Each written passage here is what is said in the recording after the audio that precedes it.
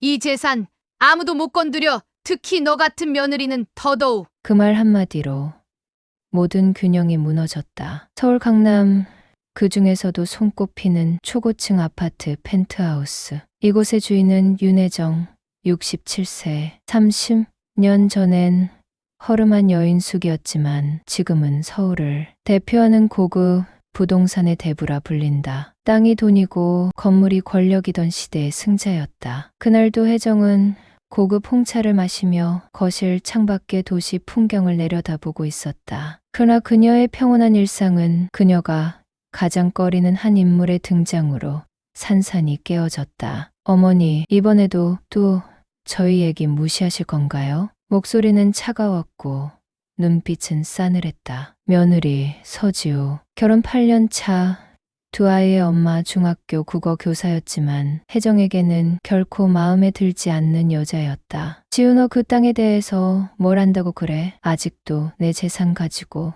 흥정을 하려 들어? 혜정은 눈썹 하나 까딱하지 않고 되물었다. 그건 제 남편, 그러니까 어머니, 아들 몫이기도 해요. 위원장에 대해선 저희도 알 권리가 있어요. 위원장, 그 단어 하나로 거실의 공기가 무거워졌다. 며느리가 감히 유산을 입에 올린 순간 혜정의 눈빛이 돌처럼 굳었다. 권민, 우리 아들은 아무것도 몰라. 그저 착하게 자랐을 뿐이지. 모든 건 내가 쌓은 거야. 너 같은 애가 그걸 노리는 건 아주 뻔하잖아. 그 말은 칼처럼 지우의 가슴을 찔렀다. 그녀는 입술을 꽉 깨물었다. 어머니 그렇게 말씀하시면 저도 가만히 있지 않을 거예요. 그 순간이었다. 탁, 혜정이 들고 있던 찻잔이 거실 바닥에 떨어졌다. 유리 조각이 튀며 마치 두 여자의 감정을 상징한 사방으로 흩어졌다. 나를 건드리지 마.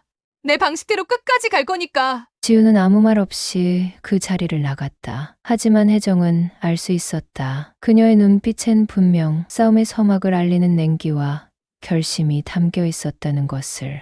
밤이 깊었다. 혜정은 거실의 불을 모두 끄고 주방 구석에 있는 작은 스탠드만 켠 채 오래된 사진첩을 꺼냈다. 첫 장을 넘기자 젊은 시절의 그녀가 있었다. 양철 지붕에 허름한 여인숙 앞에서 눈빛만은 날카롭고 당찬한 여자가 카메라를 바라보고 있었다. 그 시절 남편은 일찍 병으로 세상을 떠났고 혼자서 두 아이를 키워야 했다. 돈은 없었지만 땅의 가치를 보는 눈은 있었다. 그녀는 남편이 남긴 단 하나의 유산, 남쪽 끝의 주차장 부지를 팔지 않았다. 오히려 대출을 끼고 그 옆 땅을 샀고 재개발 소문이 돌던 때엔 이미 몇 개 동 전체를 자신의 이름으로 묶어두고 있었다. 그때부터였다. 윤혜정이라는 이름이 부동산계에서 입에 오르내리기 시작한 것이. 나는 누구한테도 빼앗기지 않았어. 앞으로도 그럴 거야.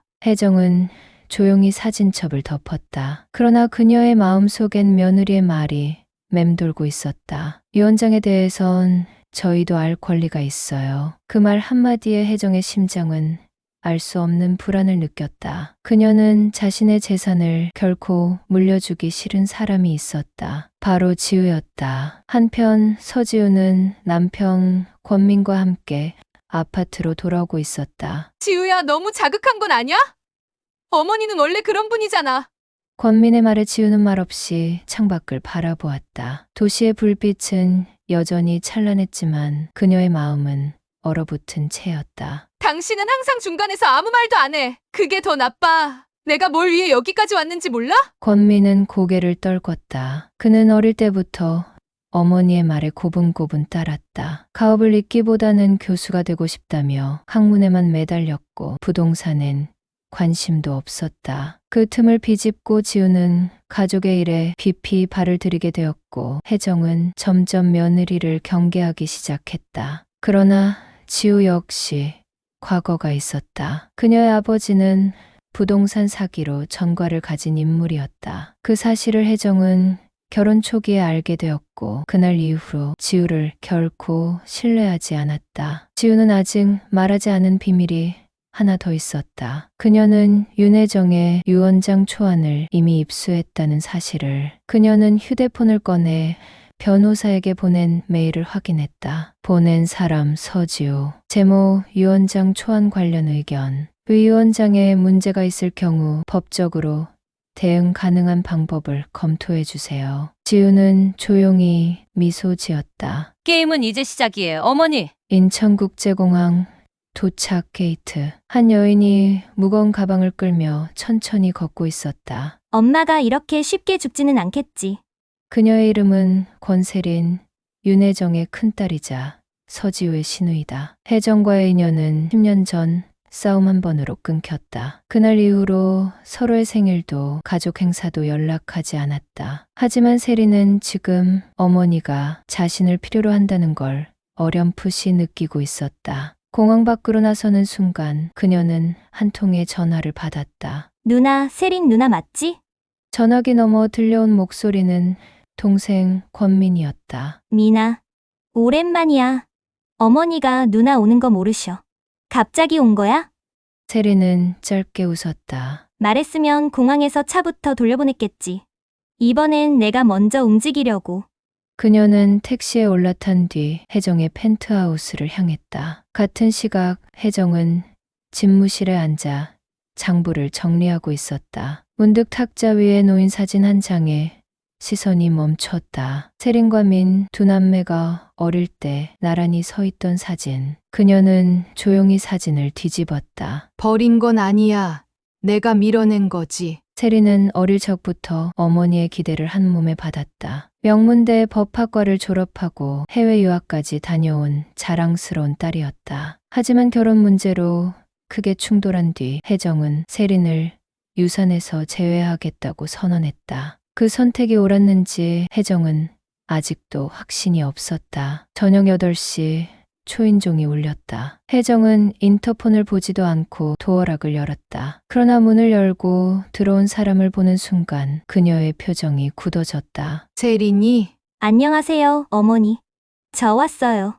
세린은 마치 어제까지 함께 지낸 사람처럼 자연스럽게 안으로 들어섰다. 혜정은 차가운 눈빛으로 딸을 바라보다 천천히 자리로 돌아갔다. 왜 이제 와서 돌아왔니? 세린은 정면으로 맞섰다. 유산 때문에 며느리랑 문제 있다면서요. 어머니가 무너지지 않길 바라서요. 혜정의 눈빛이 일순 흔들렸다. 그 애 말이야 지우 나한테 이길 수 없다고 생각하지? 그 며느리 만만하게 보시면 안 될 거예요.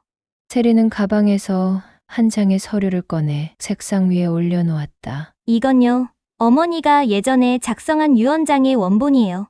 변호사 통해서 받았어요. 어머니가 마음 바꾸기 전에 진짜 마음이 담긴. 혜정은 서류를 보며 미세하게 손이 떨리는 걸 느꼈다. 그 유언장에는 권세린, 그녀의 이름이 분명히 기재되어 있었다. 이제 이야기는 단순한 시어머니와 며느리의 갈등이 아닌 윤혜정이라는 여인의 인생 전체를 놓고 벌어지는 가족 내 권력 전쟁으로 확장되기 시작한다. 그리고 그 전쟁의 판을 흔들 수 있는 또 다른 인물의 등장이 예고되고 있다. 그 인물은 윤혜정의 남편이 죽기 전 남긴 편지를 쥐고 있는 혜정의 옛 동료였다. 새벽 3시. 도시는 잠들었지만 윤혜정의 머릿속은 쉴 틈이 없었다. 그녀는 서재 깊숙한 서랍에서 하나의 상자를 꺼냈다. 오래된 서류들과 함께 낡은 봉투 하나가 눈에 들어왔다. 권태호 의원 전 기록이라고 적힌 그녀의 남편 이름이 적힌 편지였다. 혜정은 손끝을 떨며 봉투를 열었다. 혜정아, 내가 먼저 떠난다면 꼭 이 편지를 읽어줘. 우리 세린이 넌 몰랐겠지만 걔가 내 가장 큰 거울이야. 나는 그 애가 우리 가문을 이어갈 자격이 있다고 생각해. 재산은 물려줄 수 있지만 신념은 내가 물려줘야 해. 혜정은 편지를 반쯤 찍고는 다시 조용히 모아 붙였다. 태호는 평생 말이 없는 남자였지만 마지막에 남긴 이 한 장이 혜정의 마음을 세차게 두드리고 있었다. 세린이 내가 틀렸던 걸까? 같은 시간 지우는 변호사 사무실에서 한 장의 문서를 전달받고 있었다. 이게 진짜 유언장 초안? 맞습니다. 혜정 여사가 5년 전 처음 작성한 안입니다. 그땐 큰딸 세린 씨가 주요 수혜자로 명시되어 있었죠. 지우는 무표정한 얼굴로 문서를 넘겼다. 그러나 그녀의 속은 복잡하게 요동치고 있었다. 권세린 당신이 진짜 적수라는 거네. 지우는 그날 이후 세린을 더 깊이 조사하기 시작했다. 미국에서 어떤 삶을 살았는지, 지금 무슨 일을 하고 있는지, 누구와 연이 닿아 있는지, 그리고 뜻밖의 정보 하나가 그녀 손에 들어왔다. 세린은 미국에서 한 부동산 신탁 회사를 운영했고 최근 한국의 한 재개발 프로젝트에 투자를 시작했다는 것이다. 나만 혜정의 불을 노린 게 아니었어? 지우는 처음으로 자기 혼자만의 싸움이 아니라는 사실을 깨달았다. 며칠 뒤 혜정은 딸과 단둘이 아침 식사를 하게 되었다. 쌍란 달걀 프라이 위에 젓가락을 내려놓은 혜정이 먼저 입을 열었다. 내가 돌아온 이유가 진심이었으면 좋겠구나. 세린은 고개를 끄덕였다. 진심이야. 유산 때문이 아니라 가족이니까. 하지만 어머니도 아셔야 해. 우리 가족은 지금 해체 직전이야. 며느리는 어머니를 적으로 보고 있고 아들은 중간에서 무너지고 있어. 혜정은 한숨을 쉬었다. 지우, 그 애는 위험해. 웃으면서 칼을 드는 타입이지. 그런 사람을 어머니가 만든 거 아닐까요? 그 말에 혜정은 입을 다물었다. 같은 시각 서울의 한 카페, 짙은 선글라스를 낀 남자가 카운터에 앉아 있었다. 그는 혜정의 오래된 부동산 동료이자 남편 권태호의 가장 가까운 친구였던 조필상이었다. 드디어 그 편지를 읽었겠군. 혜정아, 넌 이제 그 아이들을 놓아줘야 해. 그는 핸드폰을 꺼내 오래된 연락처 하나를 눌렀다. 세리나 아버지, 친구 조필상 아저씨야. 만나서 할 얘기가 있어요. 아버지가 죽기 전에 나에게 맡긴 게 있단다. 카페 한켠 조용한 조명이 떨어지는 자리에서 조필상과 권세린이 마주 앉아 있었다. 세린은 말없이 눈앞에 조필상을 바라봤다.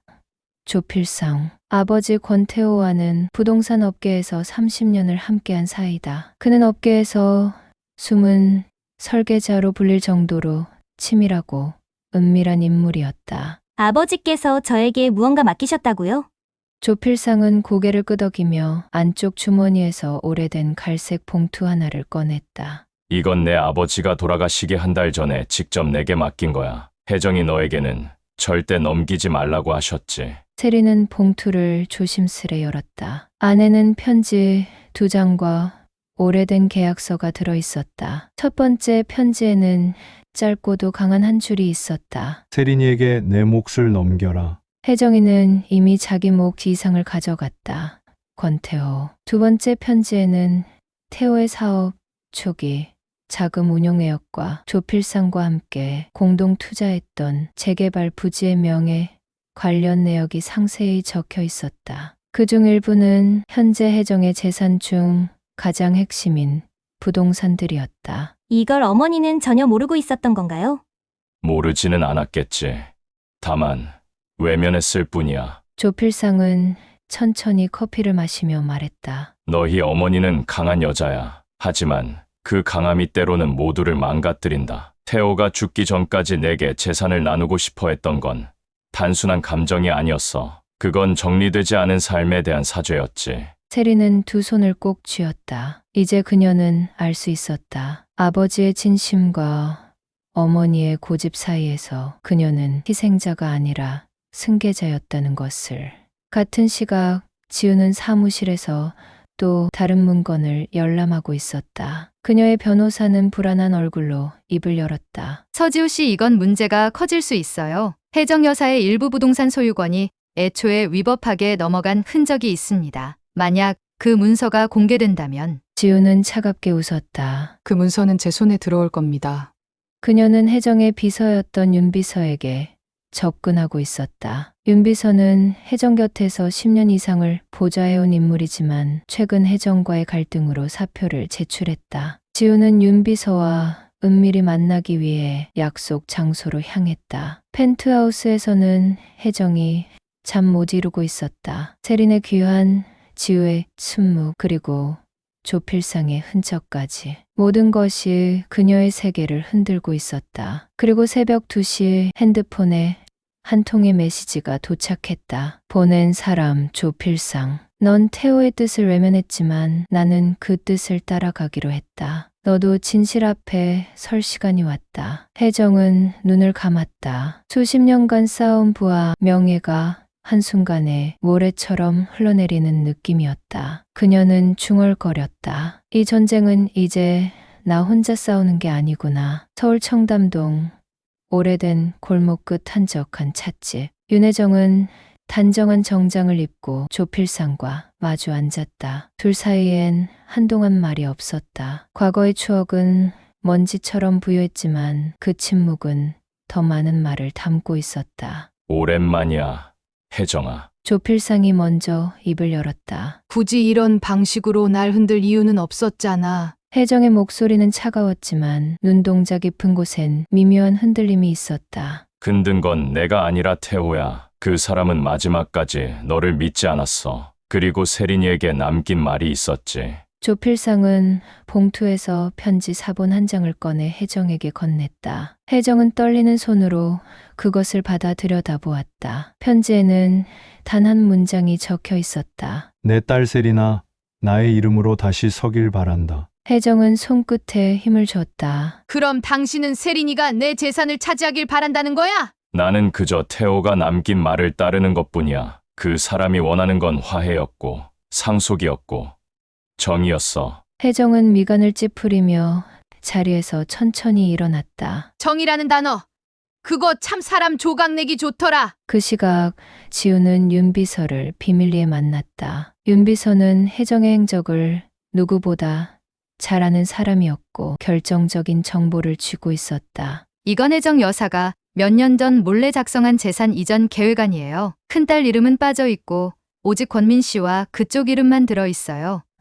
그래요. 역시 예상대로군. 지우는 문서를 들여다보며 눈빛을 가늘게 떴다. 이 문서가 공개되면 세린 씨는 상속권을 주장할 근거가 사라지겠네요. 하지만 혜정 여사는 이미 마음이 흔들리고 있어요. 요즘엔 세린 씨와 자주 독대하더군요. 지우는 조용히 고개를 끄덕였다. 그렇다면 더 서두를 필요가 있겠네요.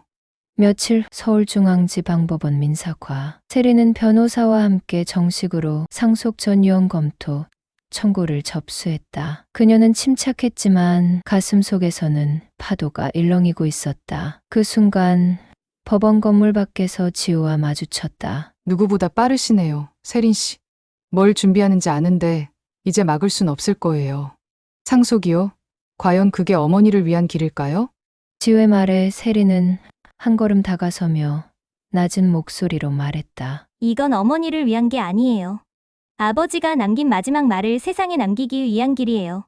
그날 밤 윤혜정은 혼자 와인을 마시며 거실 창가에 서 있었다. 그녀는 처음으로 모든 것을 내려놓는 상상을 했다. 돈, 건물, 이름, 권력 그리고 고집. 태호, 당신 말이 맞았어. 우리가 만든 이 제국은 우리 아이들을 옥죄고 있었어. 그 순간 거실 스피커에서 작은 알림 소리가 울렸다. 세린이 보낸 문자였다. 엄마 내일 우리 둘이만 얘기해요. 아무도 없는 곳에서. 혜정은 문자창을 천천히 닫았다. 그리고 작게 중얼거렸다. 그래, 이 전쟁 끝을 보자. 서울 성북동의 오래된 한옥 카페. 정원에는 비가 잔잔히 내리고 있었고 대청마루에는 따뜻한 보이차 향이 퍼지고 있었다. 윤혜정과 권세린 두 여자는 마주 앉아 있었지만 아무 말 없이 차를 마시고 있었다. 먼저 입을 연 건 혜정이었다. 이런 곳 내가 골랐구나. 아버지가 생전에 즐겨 찾으셨던 곳이에요. 제가 한국에 오면 꼭 한번 모시고 오고 싶었죠. 혜정은 작게 고개를 끄덕였다. 그러나 말은 여전히 조심스러웠다. 너 왜 돌아왔니? 정말 유산 때문은 아니라고 말할 수 있어? 세린은 미소를 짓지도 부정하지도 않았다. 그저 혜정을 곱게 바라보며 말했다. 엄마, 난 어릴 때부터 엄마가 무섭고 멀었어요. 엄마는 항상 숫자, 계약, 소유권 같은 단어들로 사람을 판단했죠. 그 기준에 못 미치면 딸도 버릴 수 있구나, 그렇게 생각했어요.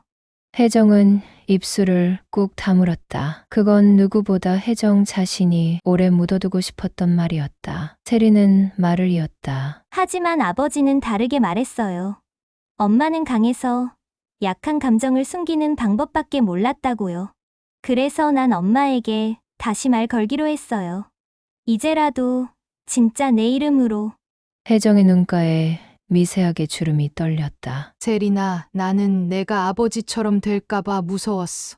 착하고 다정하지만 세상에 맞서지 못하는 사람. 그래서 널 더 강하게 만들려 했지. 그게 널 밀어낸 결과가 될 줄 몰랐어. 두 사람 사이의 정적이 빗소리처럼 가볍게 흘렀다. 나는 이제 모든 걸 넘겨줄 준비가 되어 있어. 단 하나, 내가 진짜 이 건물을 물려받을 사람이 맞는지만 보여줘. 세리는 고개를 숙였다. 그 순간 혜정의 손이 천천히 그녀의 손등을 덮었다.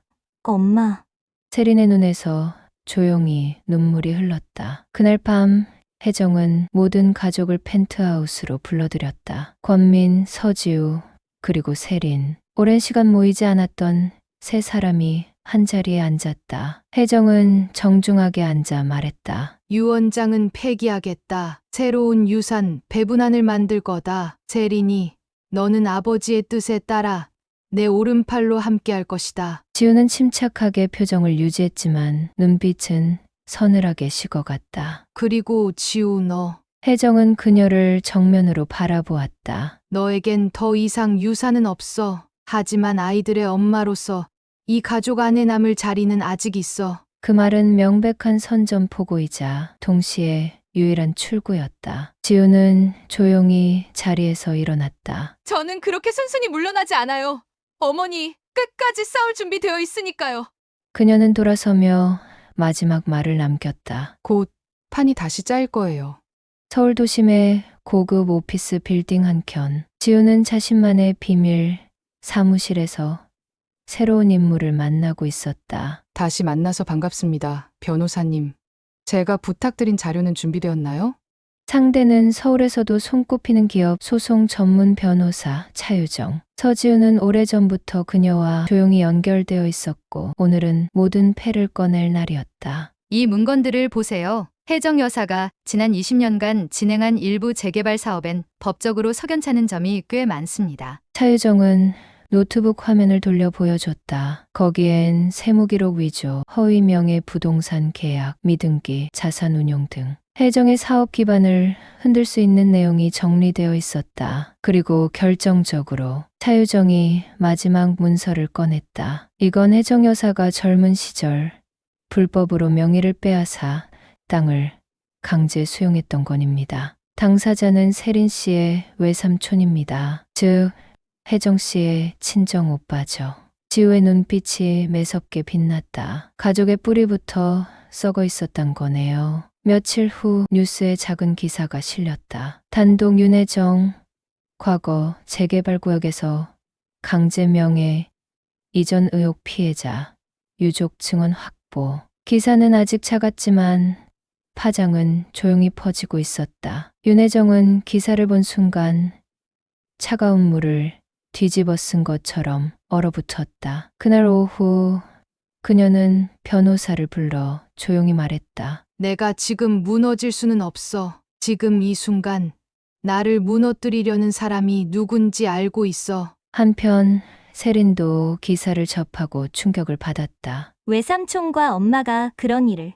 그녀는 조필상에게 전화를 걸었다. 조 회장님, 기사 보셨죠? 그래, 예상보다 빠르게 움직이기 시작했군. 지우라는 여자는 물러서는 법이 없지. 그럼 저도 더 이상 조심할 이유가 없겠네요. 세린은 차갑게 눈을 감았다. 공식적으로 대응하겠습니다. 어머니의 변호인단을 내가 정리하죠. 가족이니까 내가 지킬 수 있어야 하니까. 그날 밤 지우는 펜트하우스 아래에서 윤비서를 다시 만났다. 기사, 이제 시작이에요.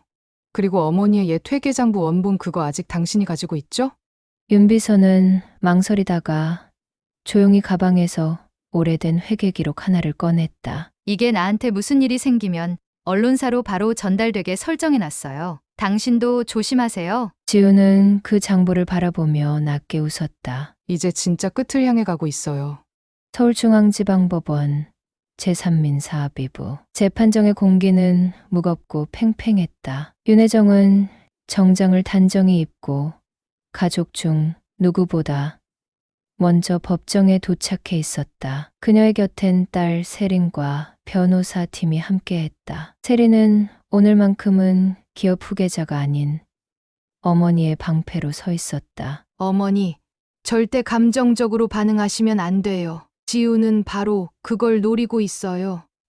알았다. 이제부터는 내 말 한마디, 손짓 하나가 증거가 되겠지. 혜정은 마치 전쟁터에 나서는 장군처럼 고개를 끄덕였다. 잠시 후 지우가 당당하게 법정에 들어섰다. 그녀는 검은 정장에 단정한 머리를 묶은 채 변호사 차유정과 나란히 앉았다. 우린 이길 수 있어요. 진실은 명확하니까요. 차유정의 말에 지우는 조용히 웃었다. 명확한 진실보다 무서운 건 감춰진 진심이죠. 재판이 시작되고 판사는 조용히 안경을 고쳤으며 첫 발언을 정리했다. 오늘 재판은 유산 분배 관련 쟁점과 원고 측이 주장한 재산 형성 과정의 불법성 여부에 대한 쌍방 제출 자료를 중심으로 심리하겠습니다. 첫 번째 증인은 조필상이었다. 그는 단호한 태도로 법정에 섰다. 윤혜정 씨는 오랫동안 사업의 일부 과정을 숨겨왔습니다. 그녀의 남편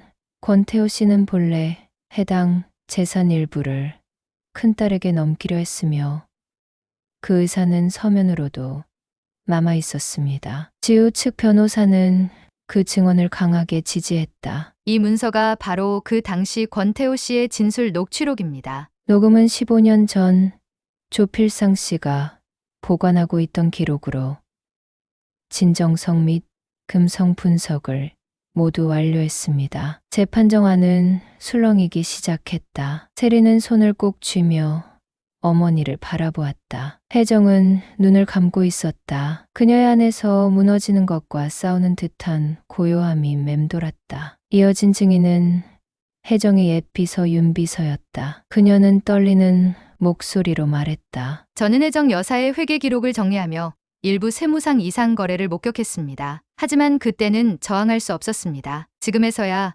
진실을 밝히고자 이 자리에 섰습니다. 법정은 또 한 번 술렁였고 서지우는 결연하게 눈을 들어 혜정과 눈을 마주쳤다. 끝났어요, 어머니.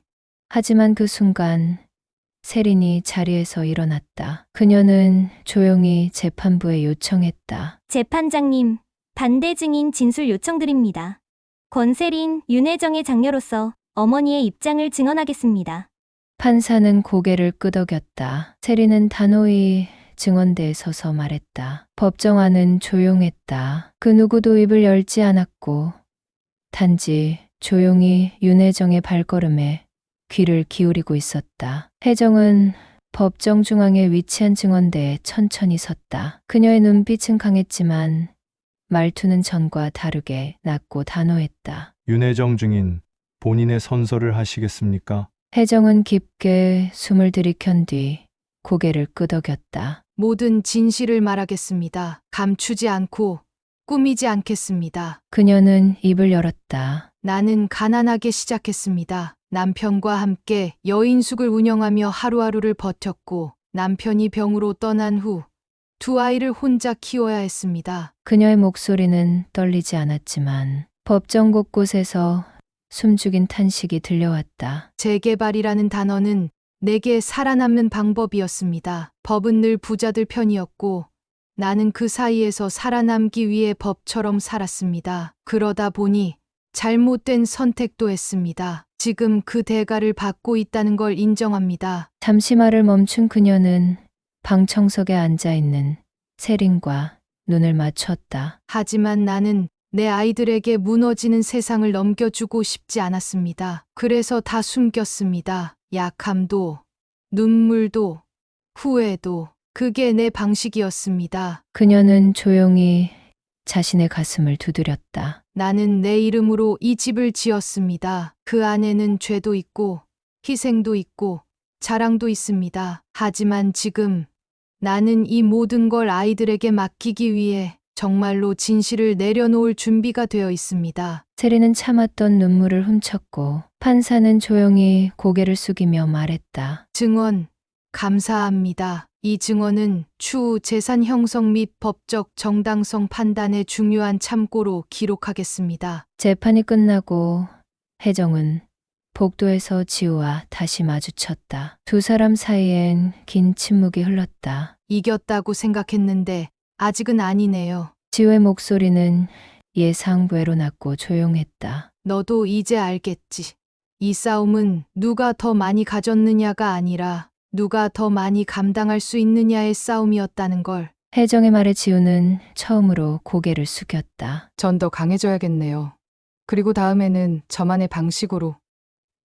그래. 그게 너의 길이라면 나도 막지 않겠다. 두 여인은 마침내 한 발짝씩 뒤로 물러섰다. 모든 것은 과거의 그림자 속에서 시작된 일입니다. 하지만 저희 어머니는 오늘 모든 걸 바로잡기 위해 이 자리에 섰습니다. 단 한 번도 자신을 위해서가 아니라 저희 가족을 지키기 위해서였음을, 그 진심은 이 법정에서 반드시 다뤄져야 한다고 믿습니다. 그 순간 혜정은 처음으로 고개를 숙이며 눈물을 삼켰다. 서울중앙지방법원 오전 10시. 재판장 앞에 모인 사람들의 표정은 무거웠다. 윤혜정, 권세린, 권민, 서지호. 한 가족이었지만 지금 이 자리는 피를 나눈 이들이 서로를 향해 법으로 선을 그은 최후의 자리였다. 재판장이 조용히 선고문을 펼쳤다. 본 재판부는 윤혜정 피고의 일부 재산 형성 과정에서의 법적 하자를 인정하되 당시의 사회적 맥락과 증인의 진술, 기존 유언 및 가족 내부 합의에 따라 재산의 분할을 다음과 같이 선고합니다. 정적 속에서 모두가 숨을 죽였다. 첫째, 권세린에게는 전체 유산 중 40%를, 둘째, 권민에게는 30%를, 셋째, 원고 서지우에게는 법적 상속인으로서 권민과의 공동 자산의 일부에 해당하는 10%의 이익 배분 권한을 인정합니다. 단, 개인 명의의 별도 증여 요구는 기각합니다. 지우의 손끝이 미세하게 떨렸다. 기대한 만큼은 아니었다. 아니, 사실상 패배였다. 재판이 끝나고 나오는 길, 세리는 어머니 옆에 조용히 섰다. 어머니, 다 끝났어요. 혜정은 말없이 하늘을 올려다보았다. 서울의 6월 하늘은 흐리고 낮게 깔린 구름은 여전히 비를 예고하고 있었다. 끝난 건 법정이지. 가족 사이의 일은 쉽게 끝나는 게 아니더라. 그녀는 조용히 웃었다. 그 미소에는 포기와 수용, 그리고 안도가 함께 섞여 있었다. 한편 지우는 홀로 변호사 사무실에 앉아 있었다. 차유정이 조용히 말했다. 이번 판결 불복할 수 있습니다. 항소도 가능해요. 하지만 지우는 고개를 저었다. 아니요, 이제는 이겨도 지는 싸움이란 걸 알겠어요. 아이들에게 볼 면목이 없네요. 그녀는 고개를 들어 유리창 너머로 번지는 도시를 바라보았다. 이제 제 방식으로 살아볼게요. 누군가의 그림자 아닌 저만의 방식으로. 며칠 후 혜정은 펜트하우스를 정리하고 있었다. 세린이 조용히 물었다. 엄마, 정말 여길 떠나실 거예요? 이제 내 이름으로 지은 이 집은 내 이름으로 다시 시작돼야 할 곳이야. 나는 좀 더 조용한 곳에서 살 거다. 내 아내 소리 좀 듣고 싶어서. 세린은 작게 웃었다. 그럼 내가 지킬게요. 엄마가 지켜온 것들 부끄럽지 않게. 혜정은 그 말에 고개를 끄덕이며 처음으로 딸의 어깨를 부드럽게 감쌌다. 그리고 마지막 장면, 서울 외곽의 작은 언덕 위 단층 주택의 정원에서 혜정이 앉아 있었다. 차 한 잔을 들고 눈을 감고 마침내 모든 소음이 사라진 세상에서 그녀는 이렇게 속삭였다. 다 잃은 줄 알았는데 남은 게 있었구나. 1년 후 서울 강남의 펜트하우스. 권세리는 창밖을 바라보고 있었다. 지금은 이 집의 명의자가 되었고 혜정이 남긴 자산을 기반으로 윤건설 그룹은 재개발이 아닌 사회적 주거 사업으로 방향을 바꾸고 있었다. 세리는 기자회견에서 말했다. 부동산은 사람을 밀어내는 힘이 아니라 사람을 품는 그릇이 되어야 합니다. 그녀는 자신이 선택한 방식으로 어머니의 이름을 지켜나가고 있었다. 서울 외곽의 작은 마을. 윤혜정은 조용한 삶을 살고 있었다. 동네 도서관에서 책을 정리하고 가끔 아이들 그림책을 읽어주는 자원봉사를 하며 지낸다. 가끔 서울에서 세린이 내려와 밥을 함께 먹는다. 권미는 아이들과 함께 주말마다 어머니 집에 들러 손수 음식을 해드린다. 예전엔 나만의 방식이 옳다고 믿었지. 이젠 누군가의 방식에 귀를 기울이는 게 더 어렵다는 걸 배웠어. 혜정은 미소 지었다. 그녀는 잃은 것이 아니라 다시 배우고 있는 중이었다. 지우는 지금 서울을 떠나 제주에서 작은 게스트하우스를 운영하고 있다. 남편 권민과는 법적으로 이혼하지 않았지만 별거 상태다. 지우는 손님들에게 매일 아침 제주 바다에서 직접 만든 식사를 대접하며 자신이 누군가의 아내가 아닌 나로 살아가는 법을 배우고 있었다. 용서받지 못할 줄 알았지만 스스로 용서해야 나아갈 수 있다는 걸 알게 되었어요. 그녀는 여전히 강하고 여전히 조용하다. 하지만 이제는 분노가 아닌 평화로 그렇게 한 시대를 지배했던 여자, 그 딸, 그 며느리는 각자의 방식으로 상처를 감싸 안으며 더 이상 서로를 상대로 싸우지 않고 자신의 이름으로 살아가기 시작했다. 이 이야기는 단순한 가족 유산 전쟁이 아닙니다. 소유의 시대를 지나 의미와 이름으로 살아가기 위한 세 여자의 각성과 성장 이야기입니다. 누군가는 내려놓는 법을 배웠고, 누군가는 지키는 법을 배웠으며, 누군가는 새로 시작하는 법을 배웠습니다. 우리도 때때로 싸우고, 후회하고, 떠나야만 배웁니다. 그러나 기억하세요. 모든 진심은 결국 집이 됩니다.